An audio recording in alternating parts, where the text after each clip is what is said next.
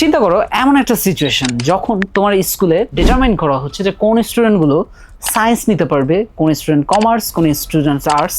তো কোনো একটা স্টুডেন্ট যাকে টিচাররা সাজেস্ট করছে আর্টস নেওয়ার জন্য, মানে পরীক্ষা টরীক্ষা নিয়ে বলছে যে তুমি আর্টসের জন্য পারফেক্ট, কিন্তু কোনো একটা স্টুডেন্ট সেটা চ্যালেঞ্জ করে সায়েন্স নিয়েছে এবং শেষমেশ বোর্ডে গিয়ে সায়েন্সে A+ তো পেয়েছি, গোল্ডেন A+, এবং মার্কসটাও 1185। এরকমই একটা স্টোরি নিয়ে আমাদের সাথে আজকে আছে আমাদের অতিথি, আমাদের স্টুডেন্ট তাহমিদ ইসলাম মুন্না। সো মুন্নাকে কিন্তু স্কুল থেকে যখন ও 9 থেকে, ওদের তো নতুন কারিকুলাম ছিল ফার্স্টে, দেন কারিকুলাম চেঞ্জ হলো, তখন যখন ক্লাস 10-এর ডিসিশন নিল যে স্কুলে যে কারা সায়েন্স নেবে, কারা আর্টস, কারা কমার্স, মুন্নার ইচ্ছা থাকা সত্ত্বেও কিন্তু ওকে সায়েন্স দেওয়া হয় নাই, ওকে ওই পরীক্ষার ভিত্তিতে ওকে দেওয়া হয়েছিল আর্টস।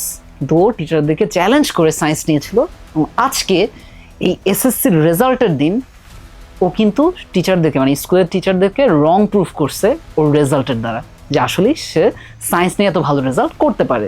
সো আজকে আসলে আমরা এই তাহমিদ ইসলাম মুন্না ওর সাথেই আসলে গল্প করব, আড্ডা হবে কিভাবে ওর পুরো কামব্যাক স্টোরিটা এবং কিভাবে কি পড়াশোনা করে ও এত ভালো রেজাল্ট করতে পারলো, এবং আশা করছি পরের ব্যাচের যে স্টুডেন্ট তোমরাও ওর এই স্টোরি থেকে আসলে অনেক কিছু শিখতে পারবে। So let's discuss with Tahmid Islam Munna.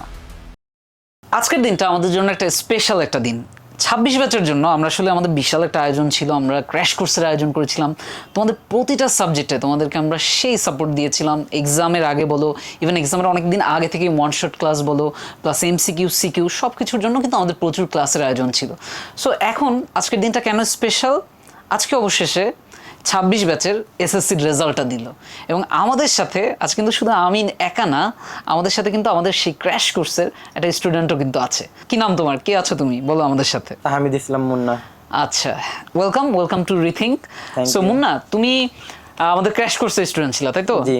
So প্রথমেই তোমার কাছে জানতে চাইবো যে তুমি তোমার যে এসএসসিতে এত ভালো রেজাল্টটা অলরেডি আমরা জানি, বাট তাও তুমি একটু নিজের মুখে বলো তোমার রেজাল্টটা কি। যে আমি এই এসএসসি তে জিপিএ 5 পেয়েছি, অল সাবজেক্টে প্লাস। আচ্ছা, নাইস, কংগ্রাচুলেশনস অ্যাগেইন। আর তোমার মার্কসটা যদি বলি, টোটাল মার্কস? আমার টোটাল মার্কস আসছে 1300 এর মধ্যে 1185। 1185। সো এই যে মার্কস, এত ভালো যে একটা রেজাল্ট করলা, তুমি ইভেন মার্কসগুলো আমাকে বলতেছিলা, ইভেন ওর ট্রান্সক্রিপ্টটাও আমরা দেখলাম। তুমি একটু মার্কসগুলো তাও বলো। ফিজিক্সে ছিল 96, তাই তো? আমার সামনে ওর ট্রান্সক্রিপ্টটা আছে। ফিজিক্সে 96, কেমিস্ট্রিতে 93, হায়ার ম্যাথসে 95, জেনারেল ম্যাথসে 93, বায়োলজিতে 96। তার মানে অলমোস্ট প্রত্যেকটা সাবজেক্টেই ও কিন্তু 95+ মার্কস পেয়েছে, উইচ ইজ হিউজ মার্কস।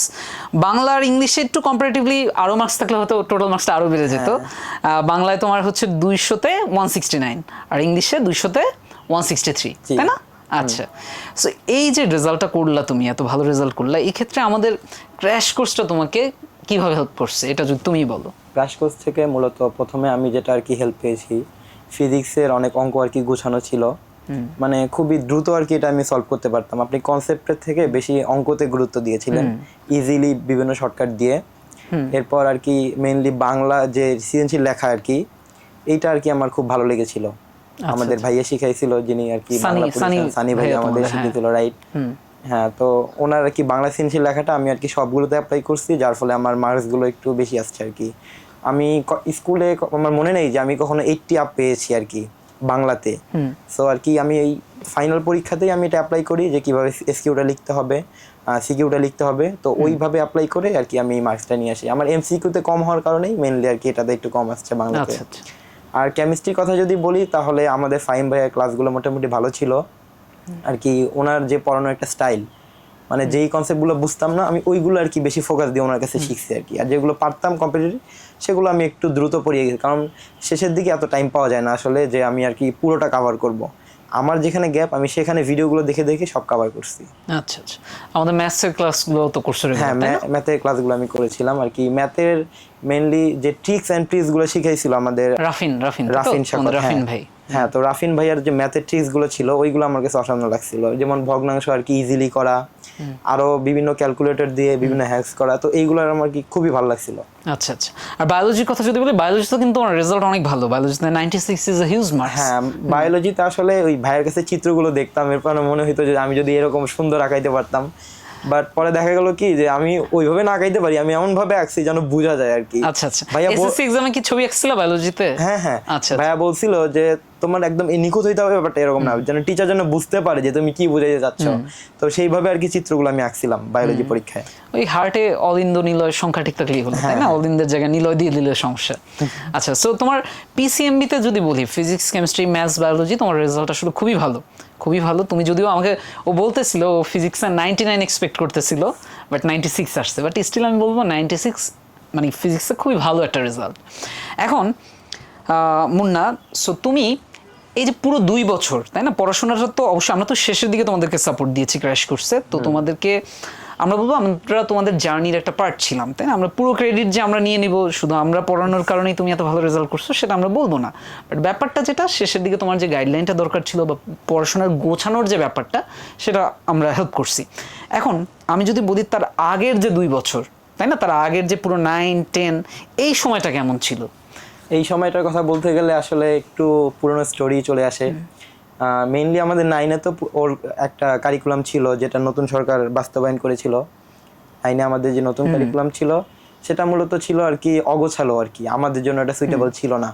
আমরা 8 পড়েছিলাম পুরাতন কারিকুলামে, আবার 9 আমাদের জন্য নতুন কারিকুলাম দিছিল।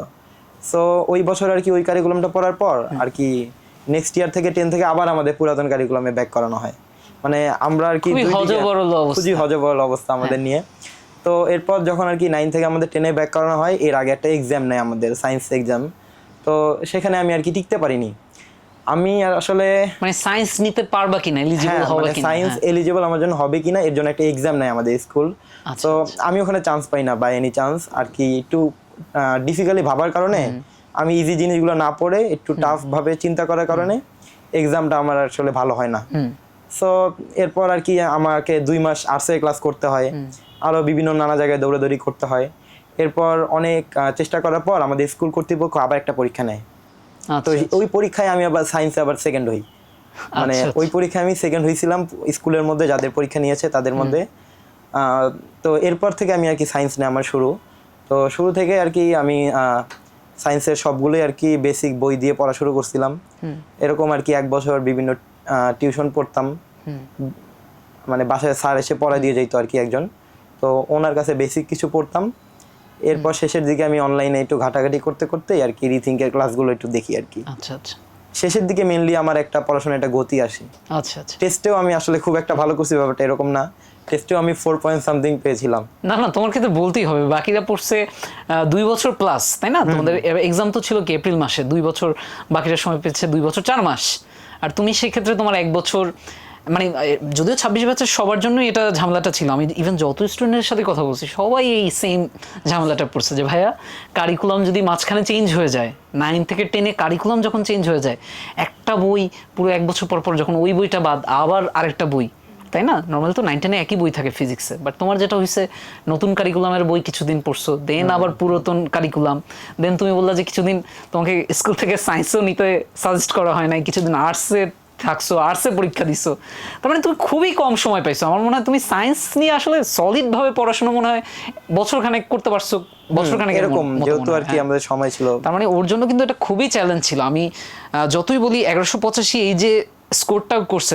1300-র মধ্যে, এটা কিন্তু ওর যে স্টোরি আমি শুনলাম, মানে পুরো একটা বছর নিউ কারিকুলামের জন্য গেল, নিউ কারিকুলাম থেকে ওল্ড কারিকুলাম আবার শিফট হলো, দেন ওভার আর্টস নিয়ে পড়লো কিছুদিন, দেন ফাইনালি সায়েন্সে আসলো।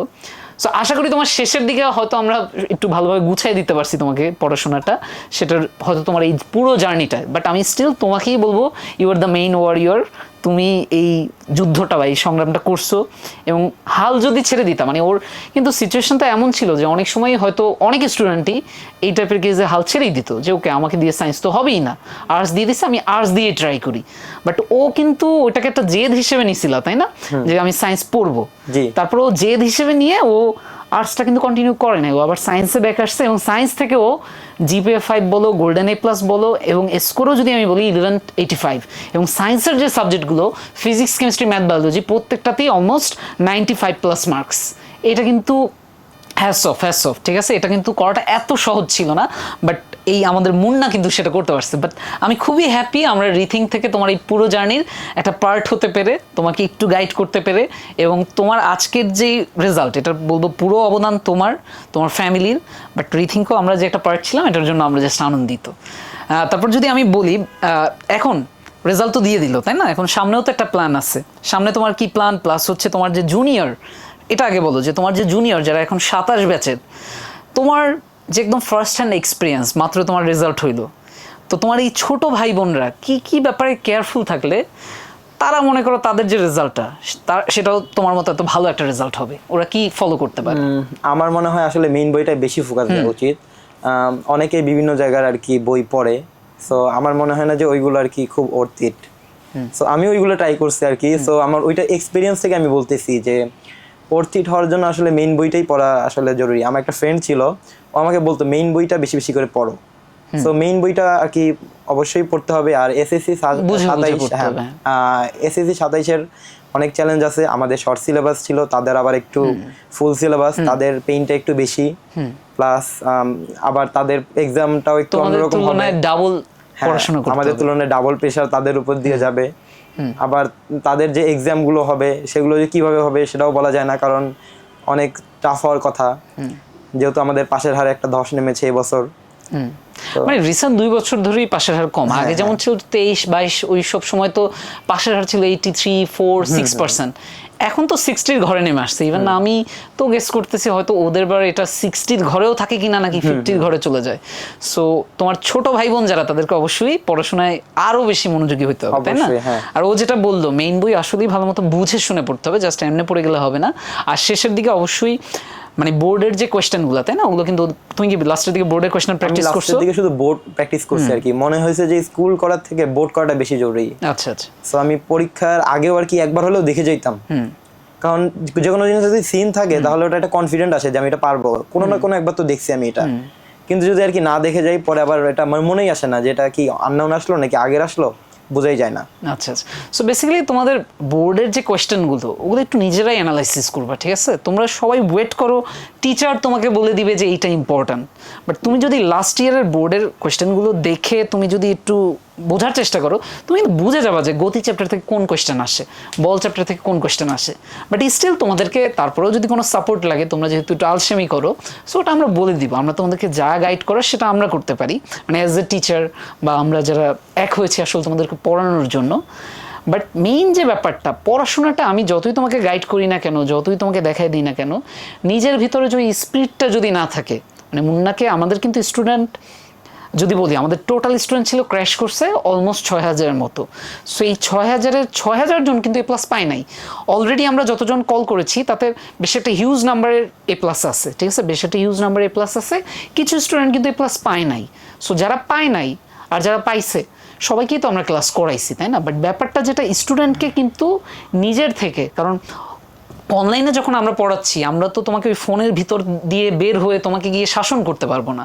আমি তোমাকে গাইড করতে পারবো যে তোমার এটা পড়া উচিত, তোমার সামনে একদিন পর পরীক্ষা, তোমার এটা পড়া উচিত, এইখানে তুমি ভুল করতে পারো, সব কিছু দেখাই দিতে পারবো আমি বা আমরা বা যত সাবজেক্টের টিচাররা আমরা আছি। বাট পড়াশোনাটা কিন্তু অবশ্যই তোমাকে করতে হবে, তাই না? পড়াশোনা কিন্তু তোমার টিচার, মানে আমি কিন্তু গিয়ে মুন্নার পরীক্ষা দিয়ে আসি নাই, তাই না? মুন্নার পরীক্ষা মুন্নাই দিয়েছে। বাট সেই ক্ষেত্রে ও কথাটা শুনছে দেখে ও আজকে এই ভালো রেজাল্টটা করতে পারছে। সো 27 ব্যাচের স্টুডেন্ট যারা, তোমাদেরকেও আমাদের ক্লাসগুলো করবা, কি বলি সেটা শুনবা, যেহেতু আমাদের বিশাল পরিমাণে একটা এক্সপিরিয়েন্স আছে। আমি যদি আমার কথাই বলি, সেই 2016 সাল থেকে প্রফেশনালি পড়াচ্ছি।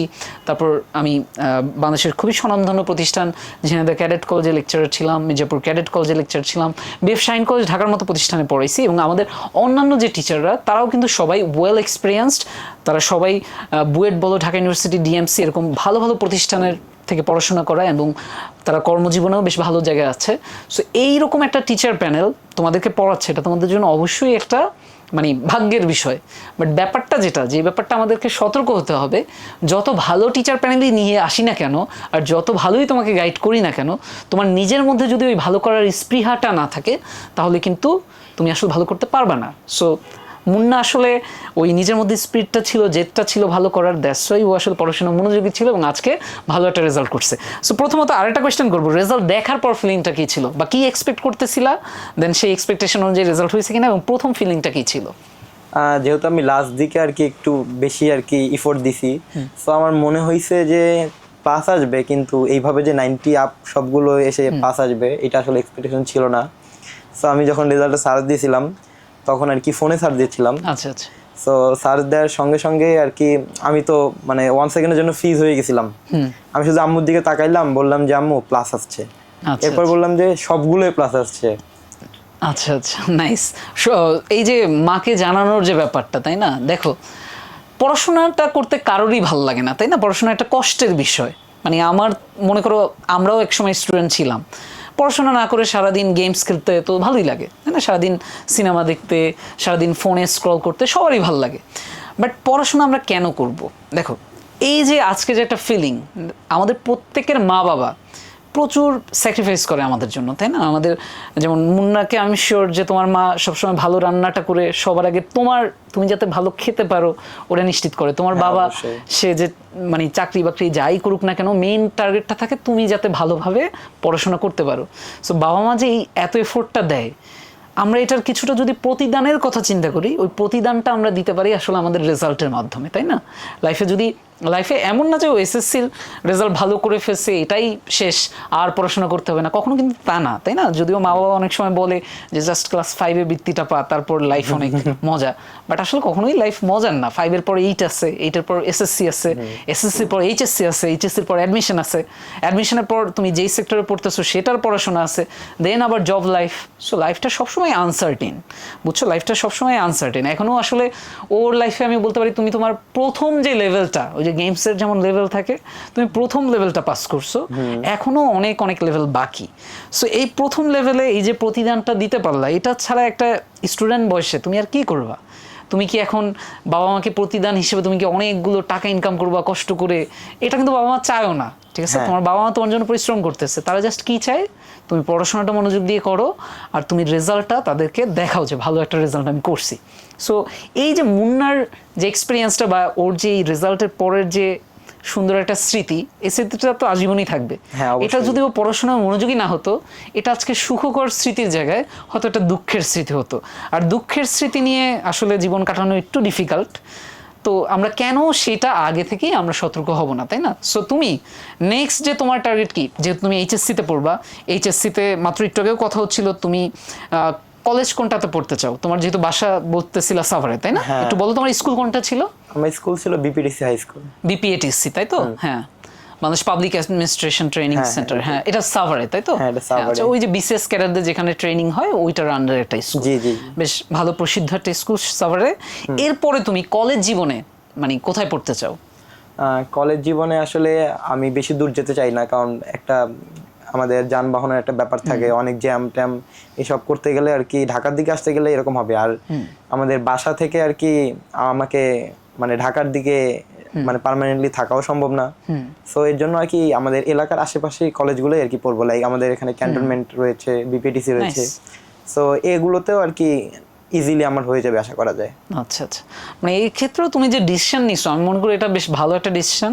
কারণ অনেকেই যেটা করে, তুমি যদি সাভার থেকে তুমি যদি ইভেন নটরডেম কলেজও টার্গেট করো, সাভার থেকে নটরডেম কলেজে যাওয়া আসা তোমার যে পরিমাণ সময় চলে যাবে, সময়টা তো খুব ভ্যালুয়েবল, তাই না? ঢাকা শহরে বিশাল একটা অংশের স্টুডেন্টের দিনে 4 থেকে 5 ঘন্টা রাস্তায় চলে যায়।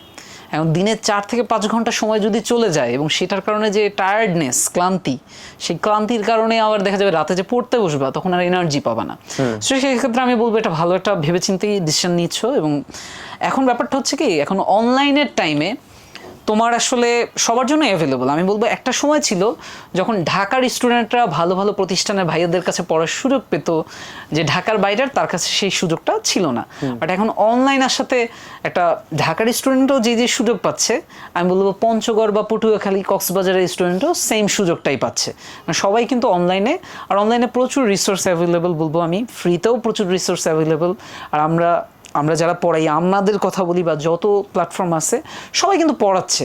সো অনলাইনটা যদি কেউ স্টুডেন্ট নিজে মনোযোগী হয়, স্টুডেন্ট যদি ওই পড়তে যাওয়ার নিয়ত করে যদি জাস্ট ইউটিউবে চলে না যায় বা র্যান্ডম জিনিসপত্র দেখে সময় নষ্ট না করে, তাহলে সেই স্টুডেন্টের জন্য অনলাইন জিনিসটা খুবই এফেক্টিভ। ঠিক আছে। আশা করি ওর আম্মু আমাদের এখানে সাথে আছেন, আন্টি শ্রদ্ধা আন্টিও সাথে আছেন, আশা করি আন্টিও এটা অ্যাগ্রিড হবে। বা আমাদের বাবা মারা অনেক সময় অনলাইনের যে ব্যাপারটা এটা ওনাদের একটু প্রথম মানিয়ে নিতে কষ্ট হয়, যে ফোন তো একটা সময় নষ্ট করার জিনিস, তাই না? সো এইখানে আবার পড়াশোনা কিসের। বাট এখন ওই সিচুয়েশনটা চেঞ্জ হচ্ছে, এখন বাবা মারাও বুঝতেছে যে ফোনে পড়াশোনা সম্ভব এবং বেশ ভালোভাবেই সম্ভব, এবং মানে সময় নষ্ট হওয়ার কোনো প্যারা নাই, আমার দৌড়াদৌড়ির কোনো ঝামেলা নাই। সো আমি বাসায় বসে পড়তে পারতেছি। স্টুডেন্ট অ্যাটেন্টিভ হলে সেই স্টুডেন্টের জন্য অনলাইন আমরা খুব সাজেস্ট করব। বাট ফাঁকিবাজি স্টুডেন্টদের জন্য একটু স্টিল এটা একটু বাবা আমার একটু খোঁজখবর রাখতে হবে। বাট স্টিল আশা করি আন্টি এখন বুঝতেছে যে অনলাইন জিনিসটা হয়তো এফেক্টিভ, তাই না? এটা হয়তো কনভিন্স হতে বাবা মার একটু সময় লাগে, বাট এইরকম যদি স্টুডেন্ট যারা অনলাইনে পড়ার পরে এরকম ভালো রেজাল্ট করতেছে তাদের কারণে কিন্তু মা বাবাদের যে কনফিডেন্সটা অনলাইনকে ঘিরে এটা কিন্তু আগের তুলনায় বাড়তেছে। সো তাহমিদ ইসলাম মুন্না, তোমার সাথে অনেক কথাবার্তা হলো, আসলে দেখাই ভালো লাগছে। ও বেশ অ্যাটেন্টিভ ছিল, ইভেন আমি ওর নাম দেখেই চিনতে পারছি, কারণ ও আমাদের কোর্সে অ্যাক্টিভ ছিল, ঠিক আছে, অ্যাক্টিভ ছিল এবং মাঝে মধ্যে বাড়ির কাজ জমা দিত, এবং প্লাস হচ্ছে আমাদের ক্লাসেও পেতাম, লাইভ ক্লাসেও পেতাম। সো দ্যাটস ওয়াই ওকে আজকে দেখেই আমার ভালো লাগলো। আসলে এরকম আরও অনেক স্টুডেন্ট আছে, অনেকেই আমাদের সাথে যোগাযোগ হয়েছে এবং অনেকেই ভালো রেজাল্ট করছে, আসলে শুনতেই ভালো লাগে। টিচার হিসেবে আমরাও অনেক পরিশ্রম হয়, বাট যখন একটা স্টুডেন্ট ভালো রেজাল্ট করে সেটা আসলে শিক্ষকের জন্য অনেক আনন্দের, শিক্ষকের জন্য বলি, মা বাবার জন্য বলি, সবার জন্য আনন্দের। সো এই পুরো আনন্দের একটা মানে সংক্ষিপ্ত একটা পথের একটা সাক্ষী হতে পেরে বা তোমার সাথে পথ চলে থাকতে পেরে আমরা নিজেরাও খুব আনন্দিত। সো তুমি শেষ যদি কিছু বলতে চাও সবার উদ্দেশ্যে, রিথিঙ্কের উদ্দেশ্যে, প্লাস অন্য যারা স্টুডেন্টস আছে তাদের উদ্দেশ্যে কিছু বলতে চাইলে তুমি বলতে পারো। রিথিঙ্কের উদ্দেশ্যে আমি যেটা বলতে চাই সেটা হলো যে এর ফ্রি রিসোর্সগুলো আর কি যতটুকু ছিল এটা অনেক পেইড বেসেও ছিল না। আচ্ছা, এটা আমাদের অনেক স্টুডেন্টই আসলে বলে, এটা আসলে বলতেই হবে, কারণ যেটা ট্রুথ সেটা বলতেই হবে। আচ্ছা। আর যদি আর কি অন্যদের কথা বলতে চাই, যারা আর কি মনে করো যে অনলাইনে তোমাদের পড়াশোনাটা একটু মিসগাইড হইতেই পারে, সো আমি তো ফ্রি ক্লাস রিথিঙ্ক থেকে করেছি, প্লাস আমার অফলাইনেও কিছু টিচার ছিল যারা আমাকে অফলাইনে গাইড করতো আর কি। আপনি একটু আগেই বললেন যে আসলে আপনি তো মোবাইলের বাইরে গিয়ে কিছু করতে পারবেন না, তাই না? আপনি গাইড করতে পারবেন যে এটা পড়ো। তো সেম টেকনিকটা আমি আর কি ইউজ করেছি, যে আপনি গাইড করেছেন আমি শুনেছি, কিন্তু আমাকে আবার যেন সোজা পাশে আমি থাকি এর জন্য আবার আমার দু একটা টিচার ছিল আর কি। আচ্ছা। তো তাদের কথা বলতে হবে, তাদেরকেও আমাদের অনেক শ্রদ্ধা, প্লাস তাদেরও অবদান রয়েছে। দুজন নামও বলতে পারো তোমার স্কুলের। হ্যাঁ, তো আমার ইংরেজির জন্য ছিল আমাদের কবির স্যার, এবং আমার ম্যাথের জন্য ছিল আমার চিত্ত স্যার। আচ্ছা, তো এনাদের দুইজনের কথা আমার বলতেই হবে। আর বাকি সাবজেক্টগুলো আর কি আমি বিভিন্ন জায়গা থেকে আর কি কালেক্ট করে পড়েছি। আচ্ছা আর কি। আর এমনিতে আমি যেন আর কি দুইটাই কন্টিনিউ করতে পারি, এটা আমার মনে হয় যে একটা বেস্ট কম্বিনেশন। আচ্ছা, মানে online plus offline, online plus offline, কারণ এইটা করলে আর কি তুমি অ্যাটেন্টিভ থাকবা, কখন আর কি সরে যেতে পারবে না।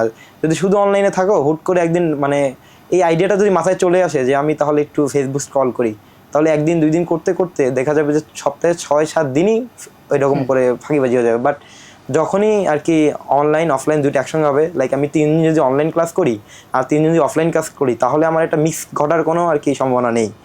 দুইটা মিলেই আর কি একটা খুব ভালো একটা কম্বিনেশন হবে।